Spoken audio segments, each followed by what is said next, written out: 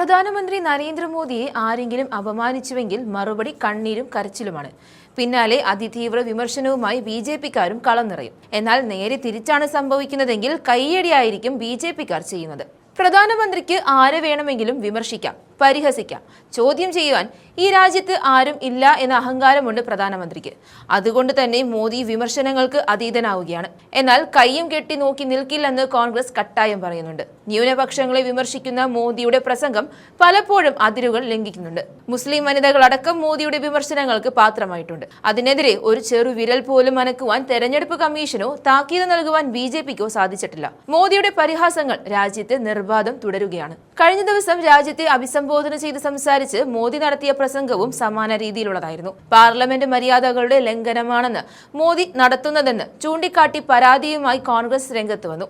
K C. Venugopal എം.പിയാണ് ഇത് സംബന്ധിച്ച് പരാതി പാർലമെന്റിന് നൽകിയിരിക്കുന്നത്. അവകാശ ലംഘന നോട്ടീസിനൊപ്പം പാർലമെന്റിൽ ഈ പരാതിയും കോൺഗ്രസ് നൽകി കഴിഞ്ഞു. തെളിവുകൾ സഹിതമാണ് കോൺഗ്രസ് പരാതി നൽകിയിരിക്കുന്നത്. മോദിയുടെ പ്രസംഗത്തിന്റെ വീഡിയോ പകർത്തി അതിൽ മോശം പരാമർശം പ്രത്യേകം ചൂണ്ടിക്കാട്ടിയാണ് പരാതി നൽകിയിരിക്കുന്നത്. രാഷ്ട്രീയ ലക്ഷ്യങ്ങൾ മുൻനിർത്തിയുള്ള പ്രധാനമന്ത്രിയുടെ പ്രസംഗം പക്ഷപാതപരവും ലജ്ജാകരവുമാണെന്നാണ് കെ.സി. വേണുഗോപാൽ ചൂണ്ടിക്കാണിക്കുന്നത്.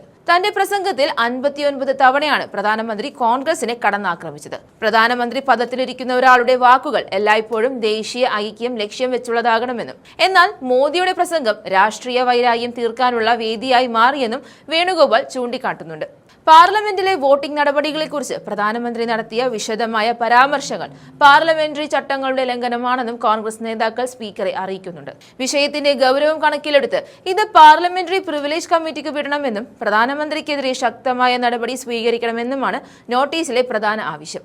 രാജ്യത്തിന്റെ ഭരണഘടനാപരമായ മൂല്യങ്ങളെയും പാർലമെന്ററി കീഴ്വഴക്കങ്ങളെയും പ്രധാനമന്ത്രി അവഗണിക്കുന്നുവെന്ന വിമർശനമാണ് കോൺഗ്രസ് ഇതിലൂടെ ഉയർത്തുന്നത്. മോദിയെ അയോഗ്യനാക്കി അന്വേഷണത്തിന് ഉത്തരവിടണമെന്നും പ്രധാനമന്ത്രി പദത്തിലിരിക്കുന്ന വ്യക്തിയിൽ നിന്നുണ്ടാകാൻ പാടില്ലാത്ത പരാമർശങ്ങളാണ് ഉണ്ടായിരിക്കുന്നതെന്നും പറയുന്ന കോൺഗ്രസ് നടപടിയെടുക്കാത്ത പക്ഷം ശക്തമായ പ്രതിഷേധം സംഘടിപ്പിക്കുമെന്നും പറയുന്നുണ്ട്. നേരത്തെ വനിതാ സംവരണ ബില്ലുമായി ബന്ധപ്പെട്ട് പ്രധാനമന്ത്രി നരേന്ദ്രമോദി നടത്തിയ പ്രസംഗം തെരഞ്ഞെടുപ്പ് പെരുമാറ്റച്ചട്ടത്തിന്റെ ലംഘനമാണെന്ന് ആരോപിച്ച് കേരളത്തിലെ കോൺഗ്രസ് തെരഞ്ഞെടുപ്പ് കമ്മീഷനെ സമീപിച്ചിട്ടുണ്ട്. എ.ഐ.സി.സി അംഗം അനിൽ അക്കരെയാണ് കേന്ദ്ര തെരഞ്ഞെടുപ്പ് കമ്മീഷന് ഇത് സംബന്ധിച്ച് പരാതി നൽകിയത്.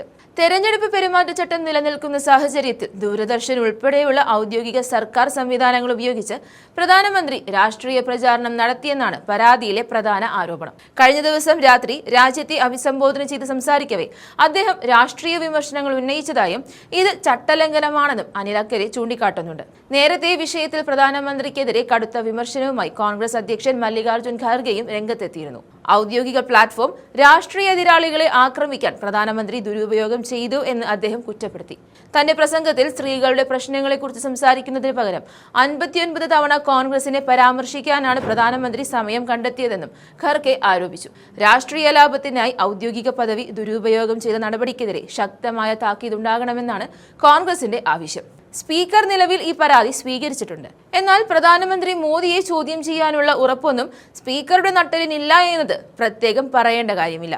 ഇതോടെ പാർലമെന്റ് ചേരുന്ന വേളയിൽ ശക്തമായ പ്രക്ഷോഭങ്ങൾക്ക് വഴിമരുന്നിടുന്ന നടപടികളാണ് ബി.ജെ.പിയിൽ നിന്ന് ഉണ്ടായിരിക്കുന്നത്.